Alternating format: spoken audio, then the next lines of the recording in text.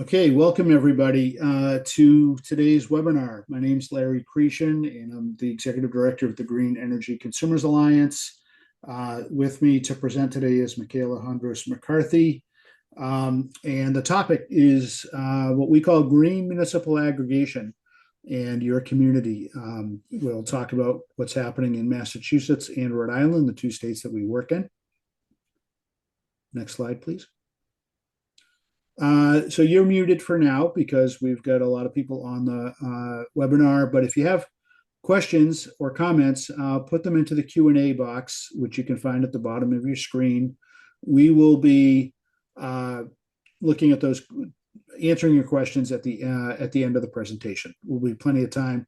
I don't think our slides are going to take too long, so we're just presenting some really cool information that we've gathered. We run reports every now and then on how aggregation's doing in Massachusetts and Rhode Island. And we're able to prove the point that aggregation is the best way that a consumer can choose their electricity supply. And we have data to prove that, and we're going to present that to you today. Today's webinar is being recorded. So here you're providing your consent to be part of something that's recorded. We'll be sending out the slides and the recording probably tomorrow. We have another presentation just like this one tonight at 7 o'clock. So who are we? Green Energy Consumers Alliance. We are a nonprofit organization based in Boston and Providence, serving the two states of Massachusetts and Rhode Island. And we have a mission to empower consumers and communities to speed a just transition to a zero carbon world. If you go to our website, you'll see that we have a whole bunch of different programs that consumers can tap into to make good energy choices, and we advocate for better public policy at the state level. We lobby Beacon Hill in Massachusetts and the State House in Rhode Island, and we try to get the governor and the legislatures and the executive branch to do the right thing. Municipal aggregation is a great example of what we try to do. It really does epitomize the whole point of empowering consumers and communities. And we've got some great statistics to present to you. Some of you, I can tell by the list of attendees, are very active in your communities. And I just think it's helpful that you take this in and you can go back and you can tell people that your community that's been doing aggregation is on the right track. You're in part of a club that's producing great results. If you're in a community that does not have municipal aggregation, we hope that this is useful to you to try to motivate your community to do the right thing. So I'm going to turn it over to Michaela, who is she's our Chief Financial Officer, but she's also our Renewable Energy Procurement Director. Michaela. Thanks. A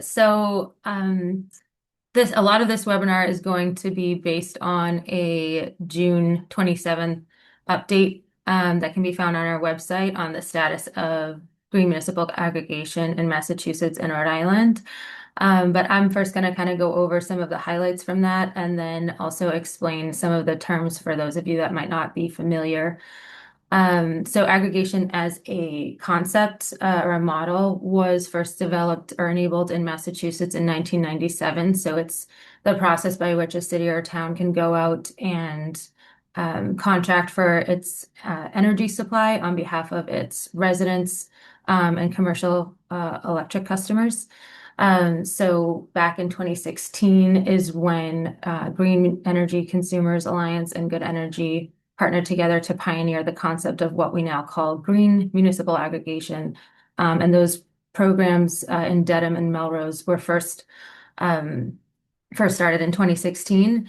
And the way that we define Green Municipal Aggregation is when that community chooses to include 5% or more Class 1 renewable energy content represented by renewable energy certificates, or what we call RECs. And that's over and above what the state already mandates. And for those of you not familiar with renewable energy certificates, what we're going to refer to as RECs is it's representative of 1 megawatt hour worth of energy produced by a qualifying renewable energy resource. Um, so our major finding, or the update that we published in our blog on our website, was that 69 communities in Massachusetts had adopted some form of green municipal aggregation. And then the impact of the additional renewable energy used by those communities were equivalent to about 1.5 million megawatt hours per year of additional renewable energy. And that would be the equivalent of 220 to 293,000 homes, or what would be generated by in a year of 300 onshore wind turbines. So that was pretty exciting. And then we extrapolated that a bit further to the reports that we get for the overall Class 1 demand in Massachusetts in a year. And that 1.5 million megawatt hours per year was representative of about 14% of the overall Class 1 rec demand in the state of Massachusetts. So that was also very exciting. And then in addition to the renewable energy demand increase by those communities, we saw that in a lot of the cases, the GMA customers saw savings over the course of the 7-year period that we looked at. So you get additional renewable energy plus being very cost competitive and also seeing some savings in many cases. So what does green municipal aggregation accomplish? What are the best things about it? We think that it speeds the transition to getting to 100% renewable in both states, even quicker than what would be mandated by the state requirements.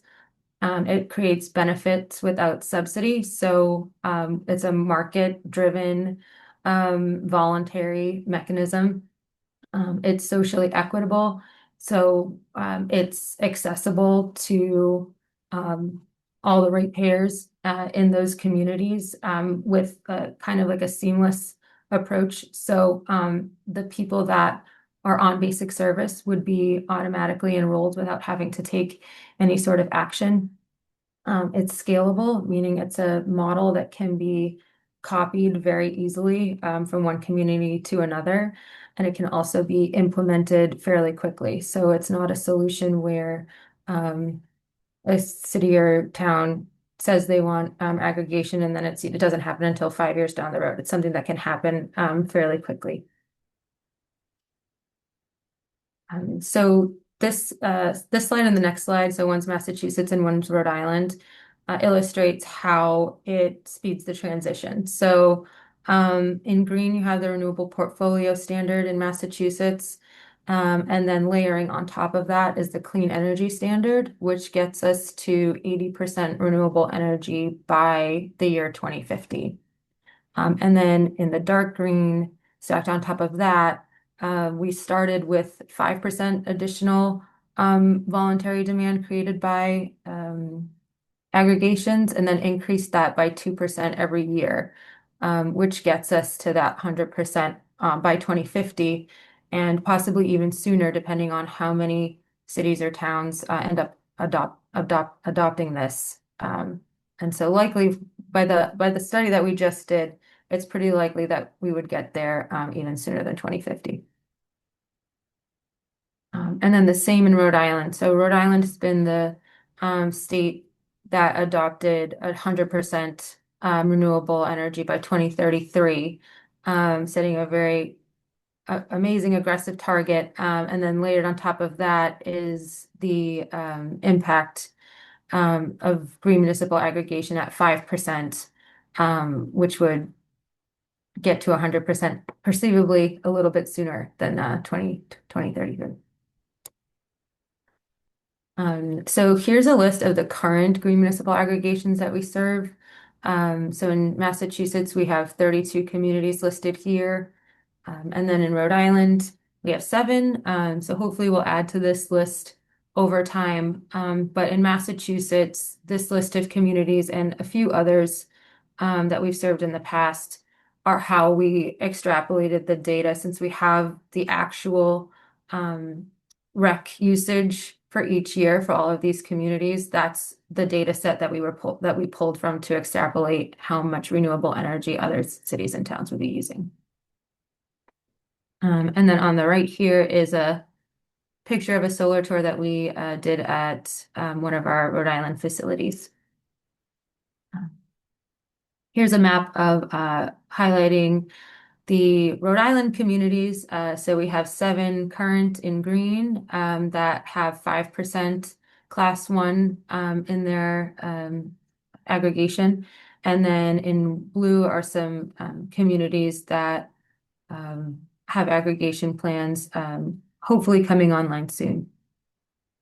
Comparatively on the right, we have the sources of the renewable energy that we use so these are the projects that we buy the RECs from that we use to supply the communities with an emphasis on trying to keep it as local as possible. And then here are there's a larger map with some of the projects that we directly source from in Massachusetts, Rhode Island, and Connecticut. And then we also purchase from Maine and any Rhode Island state and New Hampshire and Vermont. Any project that provides energy that flows into the ISO New England grid can qualify for the class 1 designation.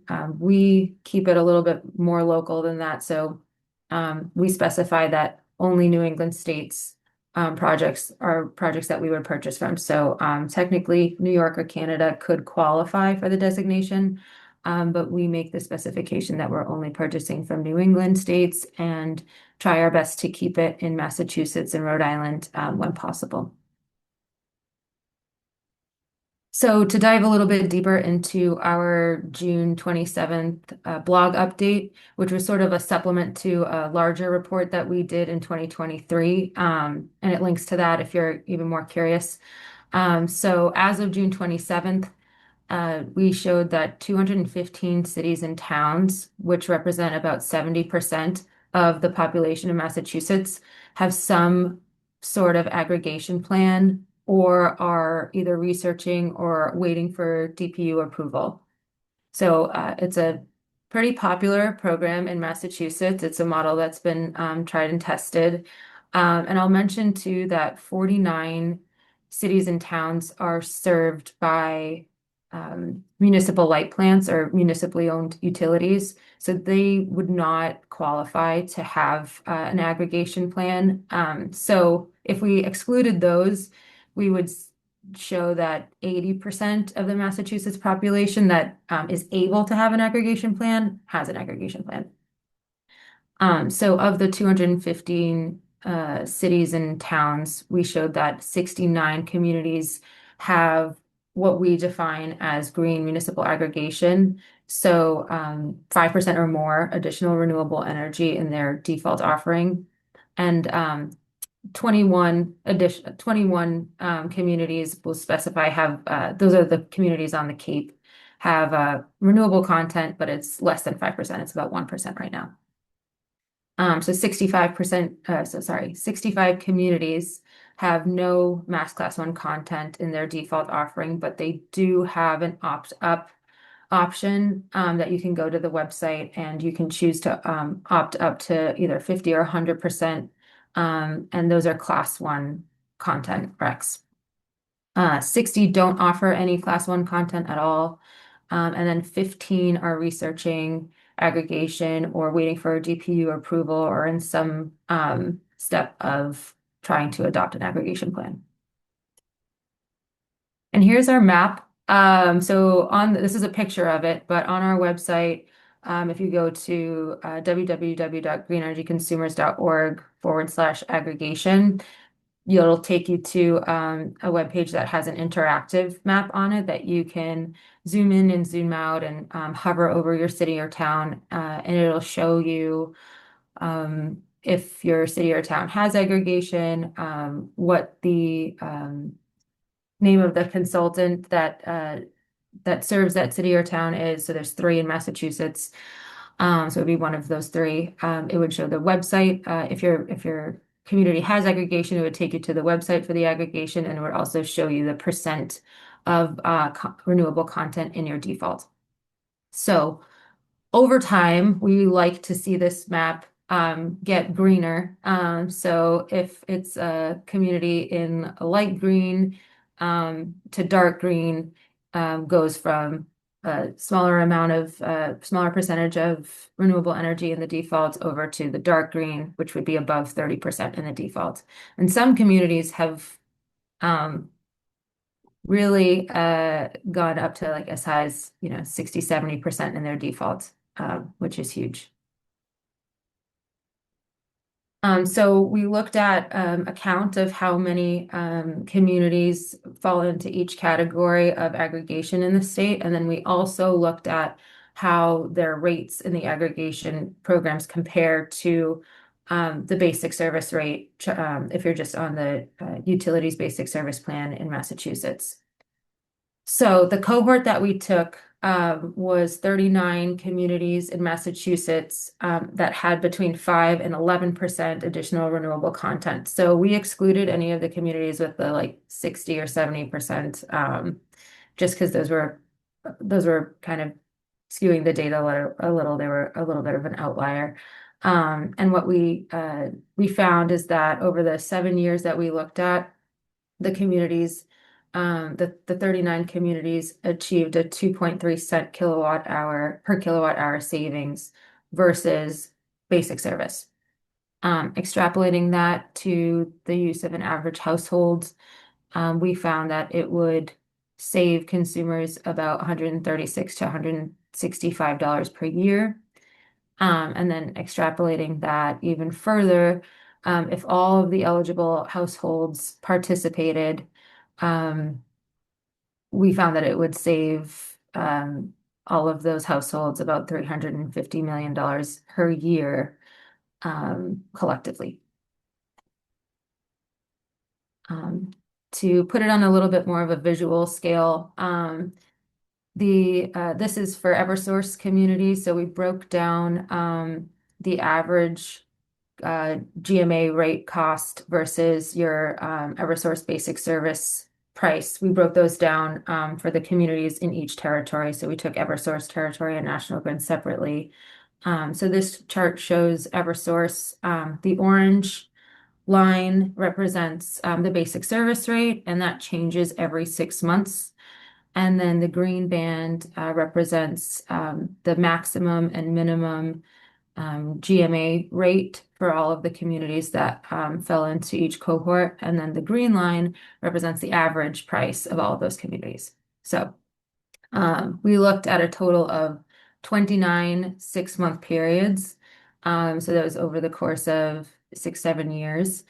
We looked at 13 different periods for National Grid and 16 6-month periods for Eversource. And if we took the amount of times that the GMA average price was under basic service, we found that although savings cannot be guaranteed, the GMA average price was under basic service about 79% of the time. And then this can be seen in this chart, but for the 21% of the time that the average GMA price was above the basic service price, it was by a much smaller margin than when it was under the basic service price. And then here's that same chart. It's just for the National Grid communities. So the blue line is the the National Grid basic service price. And the green band and the yellow line is your average and range of the GMA communities.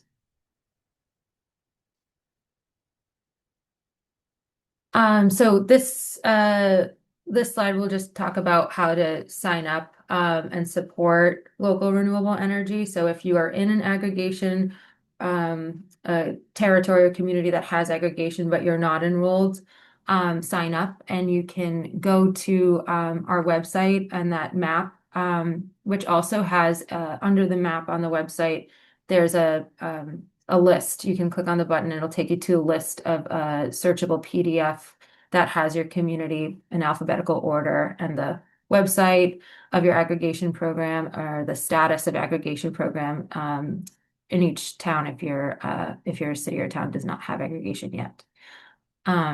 So if your city or town does not have aggregation yet, you can reach out to your municipal officials, share this blog, share this analysis, and you can advocate for adoption.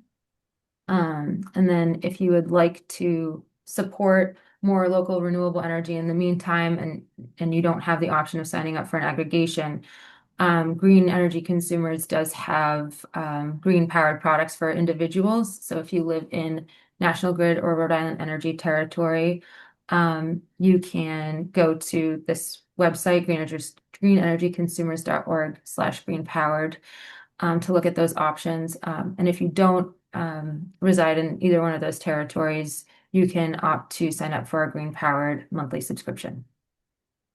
And then also, Larry's going to talk a little bit more about this, but in addition to signing up for our green powered programs, you can support ongoing state legislation to curb predatory retail suppliers.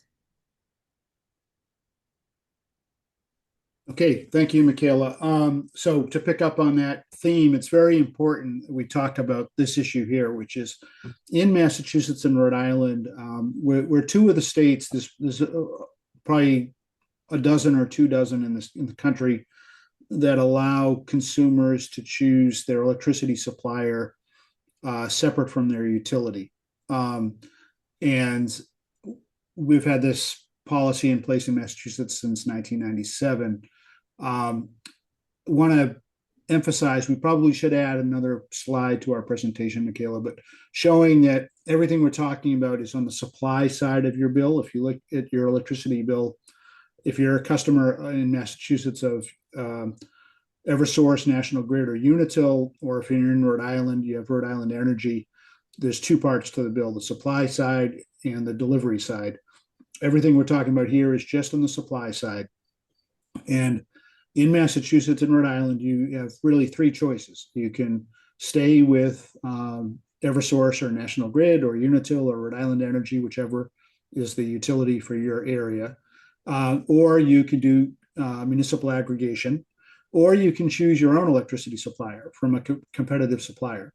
And what we've found, actually, the Attorney General of Massachusetts has done 6 studies over 8 years that consumers who choose their own electricity supplier lose a lot. It's $577 million over 8 years. Compared to if they were on basic service. That's what the Attorney General's office reports compare to. And that's a huge amount of money. We also know the people who choose those suppliers tend to be lower income, maybe people of color, people whose first language isn't English. It's very predatory. And so we're trying to put a stop to it. We support legislation that would ban retail suppliers who sign up customers one at a time. And we encourage you to contact your legislator in Massachusetts about that. The bill numbers are on that slide. In addition, Governor Healy has put together an energy affordability bill that doesn't ban retail suppliers, but regulates them quite heavily in a way that would protect a lot of consumers. And so we prefer the ban, but we think that the governor's bill in that section is pretty good. Honestly, in Massachusetts, the Senate has been very much in favor of banning retail supply. The House is not. So if you have a good connection to your local state representative in Massachusetts, please contact them about this bill.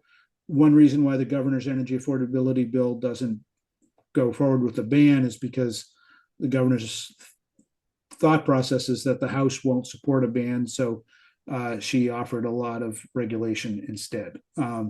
So we're going to try to get the best we can out of the process. In addition to ripping people off, these suppliers greenwash their product. They claim that they're greener than they are. It's a long story. If you go to our blog page, you'll see how we've written out about that. But that $577 million is that's consumers have been ripped off is just part of it. Michaela pointed out that over when we compare municipal aggregation to basic service, municipal aggregation saves consumers a lot of money compared to basic service. So it's even more when you compare municipal aggregation to competitive suppliers. And so we've got the data that is additional to the Attorney General's data. So our point is there's three ways to buy electricity, and the municipal aggregation is the best way to go. Very, very, some things in energy are very complicated. This is not. And so we're trying to promote aggregation as much as we possibly can. The last Attorney General's study said that not everybody who chooses their own retail supplier loses money, but most do. Something like 2/3 lose money, 1/3 might save a little bit of money. Michaela pointed that out, which is they if they save anything, they're going to save a little bit of money, and it's it's an experiment that I think is proven to fail. So we can come back to that and other questions that people have. But next slide. So we're a nonprofit organization, and it's my job to try to support the organization financially. And so if you're in a position, we'd ask you to please consider donating to us. You can go to our webpage and you can learn all about our programs and our advocacy. And you could donate. We're a 501c3, which means that if you itemize charitable deductions, you can get a tax deduction for a donation to us. And then the last slide is just our contact. First name, Larry at greenenergyconsumers.org or Michaela at greenenergyconsumers.org. So now we're going to open it up to questions. If you would put them in the Q&A box, there's one question so far, and that is from Tina, asks a very important basic question. There are municipal light plants, municipal utilities in Massachusetts. There's, I think, 41 in Massachusetts, and there's a couple in Rhode Island. Why are they not able to have municipal aggregation programs? In fact, they basically do.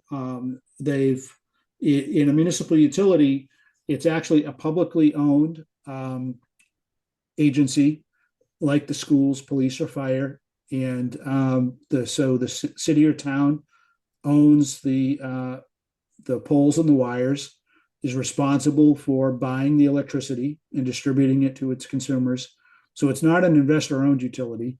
So they're responsible for everything: the billing, the metering, the delivery of the electricity, the procurement of the electricity. And they've been doing that for over 100 years in those municipal utilities. What we know is over the 100 years that municipal utilities have much lower rates than consumers of the investor-owned utilities, Eversource, National Grid, Unitil, or in Rhode Island Energy. However, they have exempted themselves. They've gotten the legislature to give them a break on a lot of regulations that investor-owned utilities have to abide by. And so a lot of those are have to do with the renewable portfolio standard that requires more renewable energy than in their portfolio each year. The municipal utilities are not don't have a budget for they don't participate in the Mass Save program or the energy efficiency program that Rhode Island Energy has, and many other things that would lower their cost. They don't pay taxes. So there's pros and cons to the municipal utility situation, but it's almost impossible for a city or town that has an investor-owned utility to adopt a municipal utility at this point. Basically, the law says you'd have to buy out the investor-owned utility to do that, and that's a lot of money, and the utility doesn't want to give up its business, and so that's an issue. So the point is, municipal light plants are able to have a greener supply, but most do not do that. In Massachusetts, Belmont and Concord are doing an excellent job of supporting renewable energy and energy efficiency, but most of them don't. And so then another question Deepa is asking, what is the average cost of a locally sourced class one rec in our area? Michaela's typing an answer for you all to read. When we say locally sourced, what we're saying is there's a market in New England. If it's to be eligible for the Massachusetts Renewable Portfolio Standard or the Rhode Island Renewable Energy Standard, and that's the standard that we use, we adopt it. We see aggregation as being an extension of those standards. It's basically 4 cents a kilowatt hour, a little bit less these days. It can fluctuate. There have been times over the last 20 years when it's been $20, and there were times when it was higher than 40, but it's been fluctuating somewhere between $30 and $40 for quite a while, and probably will be, well, we don't know where it's going to be. So that's that one. Then Deepa asked, she's somewhat new to Massachusetts aggregation, would like to understand how aggregation is different from a JPE model of like they have down the Cape Light Compact. Does GMA also do collective buying through collaboration, or do they choose their own suppliers? And how can they negotiate well if it's the contract? Is it the contract length? So there's a few good questions there. So I'm going to take them apart. Michaela, make sure I cover them all, or you add to it. But the first thing is the Cape Light Compact is a great example. They were the first to get involved in aggregation in Massachusetts. All the towns on Cape Cod formed a group called the Cape Light Compact. So there's, Cape Cod's beautiful, a lot of small towns though. And so they just decided they would spend a fair amount of time going from town to town, and they formed one big buying group. And I think it serves about 200,000 residential customers, plus all the businesses down the Cape. And they are one buying group. They buy together. And JPE means Joint Powers Entity. They adopted a special provision in Massachusetts law that allowed them to collaborate in that way. And that JPE model could be used for a number of things, not just electricity. It could be garbage trucks and other things, I think. But anyway, so they are a collaboration, and they are known for having a long aggregation for supply, but also they do an excellent job with energy efficiency, and more recently with solar energy and storage, electricity storage. But for the most part, the rest of the state on the map, maybe Michaela can put that map back up. For the most, every other community is pretty much buying individually for their community, not with other cities and towns. That's a choice that communities can decide on. Do they go individually as communities, or do they partner up with others? There's pros and cons to all that. There are some cities in Massachusetts that are big, and they get they're able to run a program on their own without having to collaborate. So how do they get these better prices? That's another part of Deepa's question. Is it the contract length? That has something to do with it for certain.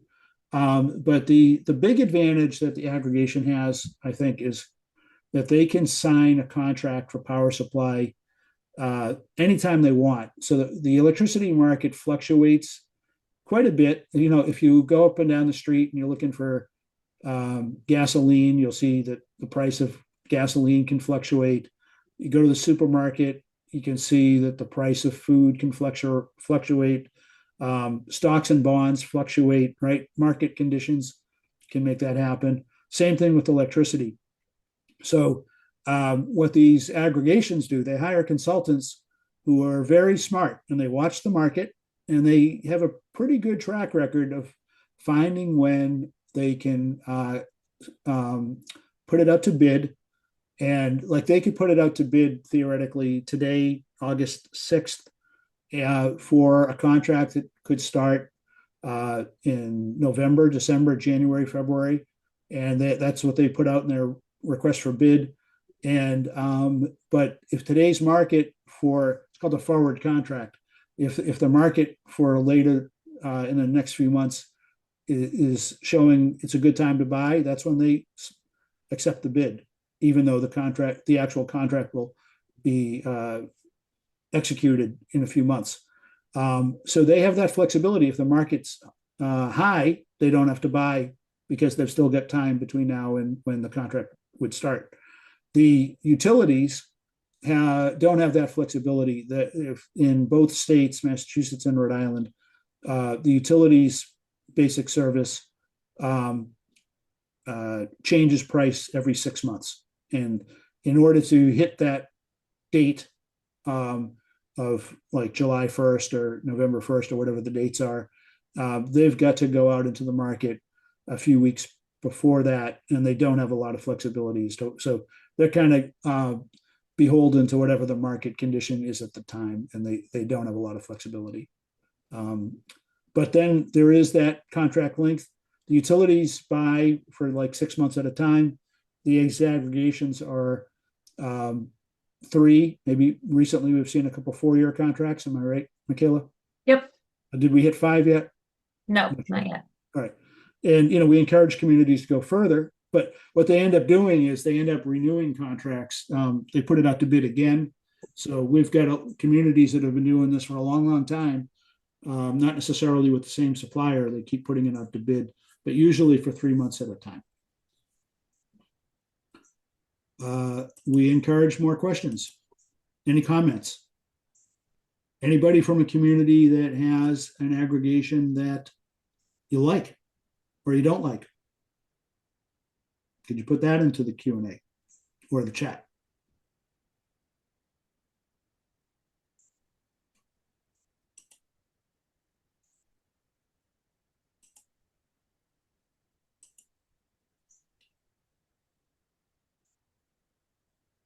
Did I miss any questions? I think we're good. I think so. So let's give it a last call, folks. We're here to answer questions if you have them. Do you have anything else you want to ask us regarding the great transition that we're trying to accomplish, moving from fossil fuels to green energy?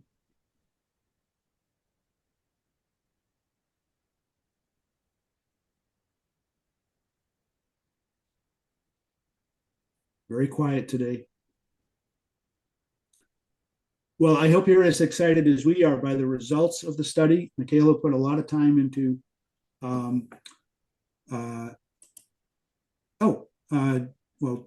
yeah, Tina has another question. Can aggregations change the default offering? How frequently is it changed? Excellent question, Tina. They can change it fairly frequently with notice to their community, and they don't tend to change the default offering that often. Sometimes when they renew a contract, they'll do that. And what we've seen actually is the communities that are on the map that is now shown, the communities tend to go from brown to light green to green to very green to really, really dark green. The trend tends to get greener. Once a community gets its foot in the door with aggregation, they tend to enjoy it and try to add more class 1 renewable energy. And so that's a good thing. So it's, in other words, the trend, more communities are signing up for aggregation, and those that are tend to go greener. We've only seen, of 200 communities, I think we've only seen 1 or 2 that have gone from green to less than green. And somebody asked, are the slides going to be available? Yes, they will be. You'll get an email tomorrow with the slides and the recording.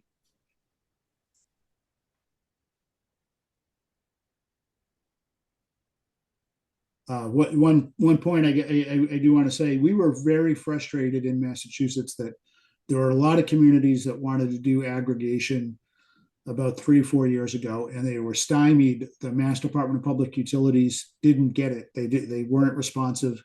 Then there were communities that were waiting 2 years to get their plan approved, and finally, the Governor Healy appointed some DPU commissioners that got it, and they've adopted new guidelines, and they're approving plans much more rapidly. And so that's also, they're making it easier for communities to modify their plans, which is good, because for various reasons, communities are getting ideas that want to get changed. I probably, another slide, maybe we'll do this at 7 o'clock, Michaela, is just to point out that in Massachusetts and Rhode Island, the law allows a city or town to buy the supply, but not without some accountability. Like, it's not like one official in the city or town is going to decide this. They have to go through the same process of having the city council and the mayor approve it, or the board of selectmen, or even town meeting in some cases. So there's a lot of, and they get to review the plan. And then the plan has to be submitted to the Department of Public Utilities that overlooks the plan, makes sure that consumers are going to be well informed of their of what's happening before it ever goes into effect. And a critical point about aggregation is that everybody who's on basic service in Massachusetts, or what they call last resort service in Rhode Island, will get put into the aggregation when it starts, but they're given every opportunity to opt out without penalty. And so it's very consumer focused. And so there's a lot of accountability, a lot of flexibility for consumers that it's important to understand, is that, and I think that's why it's become so popular. Let's see. Deepa had a question about individuals having the choice to trade down to a lower rec content product, and so I can answer that. Some communities do have like multi-tiered product offerings, so they'll have the default, which could be 5 or 10 or 20%, and then some communities will have an opt down to 5% or even lower to 0%. Not every city or town has that, so you'd have to go to your town's website. You can usually find your town's aggregation by typing the name of your town, the state, and then the word aggregation. It'll usually take you to the website. But our website has a list of all of the websites for each town if you want to go there first. So you'd have to see what's offered.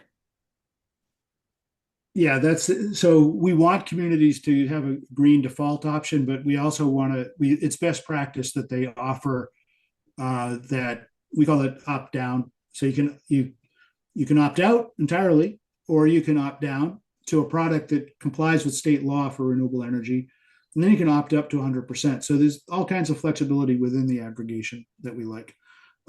Tina asked another excellent question. She brought her A game to this webinar. If the DPU requires a transparent and review process for municipal aggregation, why doesn't it exist for third-party suppliers? Exactly. That is the problem that we've been saying. The previous DPU got it backwards. They were regulating and holding up plans for aggregation, and they weren't paying attention to the hundreds of millions of dollars that competitive suppliers were ripping people off. And this DPU that we have now is seeing the truth. So they've found the right balance of how to regulate and oversee aggregation, but they are now trying to regulate the suppliers better. But that is all. That's also why we're trying to pass the legislation, which is the third-party suppliers. We think they should be banned. It just doesn't work. But the governor's legislation would subject them to more oversight, and there are some provisions in there that would certainly protect people more than we have today. So we're hoping that will pass. Any other questions, folks?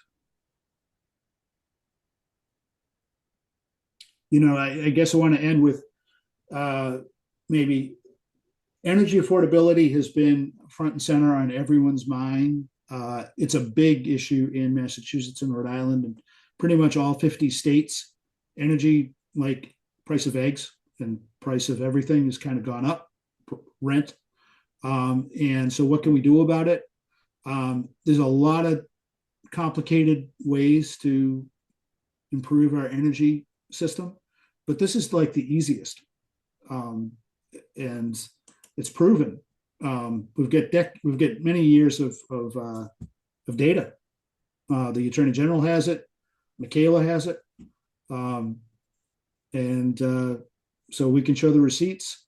And if our point is both states, Massachusetts and Rhode Island, could save people a ton of money by promoting aggregation more and by regulating or eliminating the competitive suppliers.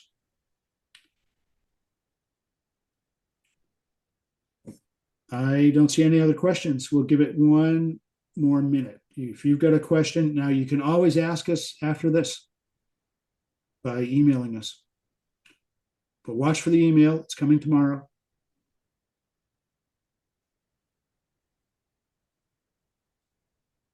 Have a good day, everybody. Thanks, everyone.